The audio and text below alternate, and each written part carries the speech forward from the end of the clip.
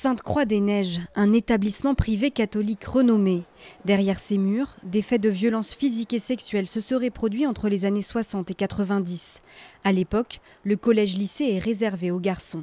Sur Facebook, dans un groupe public d'anciens élèves, les souvenirs remontent. Les nuits passées au coin, debout face contre mur, les mains dans le dos. Les brimades au réfectoire, sans parler des visites du chef de maison dans les douches. Violence physique, humiliation, gestes déplacés. J'ai dormi pendant 1 mois dans un couloir avec interdiction à quiconque de m'adresser la parole. J'ai subi des attouchements, je me rends compte aujourd'hui ne pas être le seul.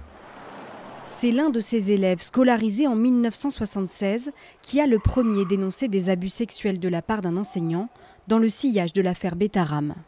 Moi, l'omerta du sommet de l'État jusqu'au milieu de ma famille, j'en pouvais plus et j'ai dit il faut que je parle pour les autres, pour libérer, pour aider.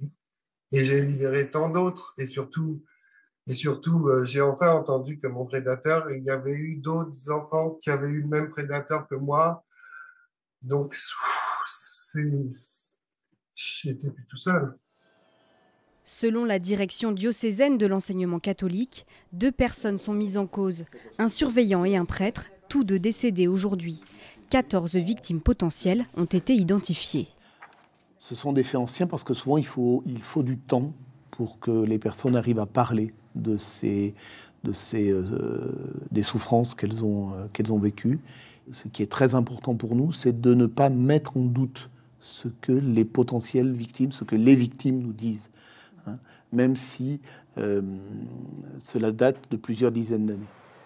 Un signalement a été effectué auprès du procureur de la République. Le parquet de Thonon a ouvert une enquête.